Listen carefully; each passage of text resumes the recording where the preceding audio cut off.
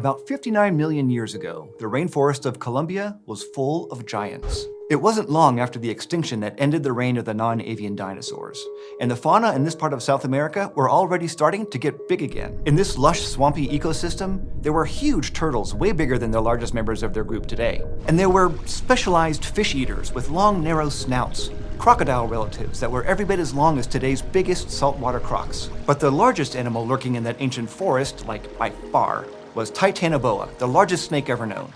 At 13 meters, is about twice the size of the biggest snakes alive today. It was like 7 of me long. And me has a lot of questions about this thing. Like, why can't I have one anymore? Because it sounds really cool and I got mice in my attic. But also, where did it come from? Is it related to any living snake species? And how did it live? What did it eat? How does a snake that big actually work? But the biggest question for me has just been about its bigness. Like, what allowed this snake to grow to nearly twice the size of any snake we know today? Well, it seems Titanoboa was truly a product of its environment, specifically of the climate that it lived in. It's only been in the past few years that we've put together the many pieces of this puzzling creature, but it turns out that the greatest snake that the world ever saw was made possible by a warming planet.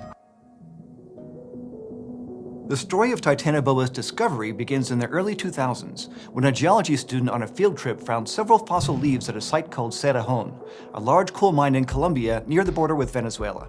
And those fossil leaves were so fascinating that they attracted researchers who ended up leading a series of expeditions that lasted more than a decade. On those digs, scientists found a treasure trove of plant fossils, including things like early beans, bananas, and chocolate plants, relatives of the plants that still live in South America today.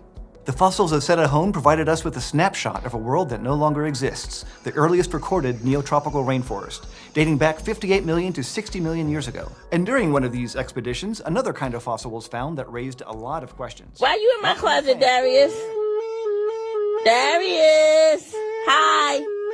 Why are you in my closet? A single bone would turn out to be the first evidence of a truly massive snake. In time, researchers would collect over 100 fossil remains of ribs, vertebrae, and even parts of the skull, representing 28 individual snakes of this species. And those vertebrae can tell you a lot about a snake, because if snakes have anything, it's a lot of backbone. And scientists could tell from the pattern of features on these vertebrae, like the position of certain holes and ridges, that it belonged to a member of the family known as Boidae, which includes all of the boas. Now, there aren't many fossils of boas older than Titanoboa, which is about 59 million years old. But based on what we know about their evolutionary relationships with other reptiles, we think that snakes evolved from a four-limbed ancestor sometime before the Middle Jurassic period, 167 million years ago.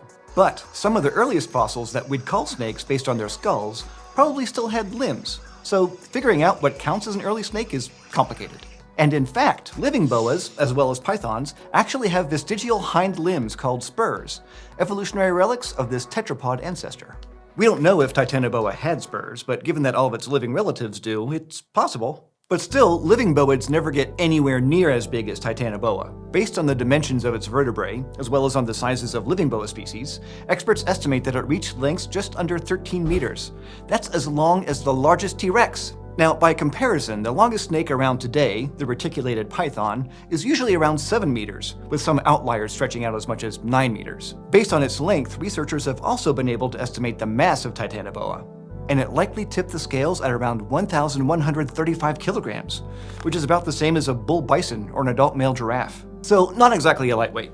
Titanoboa was not just the largest snake species ever known, it was also the largest non-marine vertebrate in its day. But this giant reptile was not alone in that Colombian rainforest. As paleontologists later discovered, the Cerrejón Formation revealed many more species of epic proportions. They unearthed a 6-meter-long crocodile-like reptile called Acranthosuchus, and a turtle, Puentemes, that had a carapace some 1.5 meters across. So this left many experts wondering, how exactly did all these creatures reach such monstrous sizes? In the end, we're all products of our environments, shaped by the worlds we live in. In the case of Titanoboa, a freakishly hot climate created an environment that fostered the biggest snake that ever lived. But only for a couple million years, the blink of an eye in geologic time. So let it serve as a reminder that even the biggest creatures around are no match for a changing planet. And thank you for joining me in the Konstantin Haase studio. Go to youtube.com/eons and subscribe. Thank you.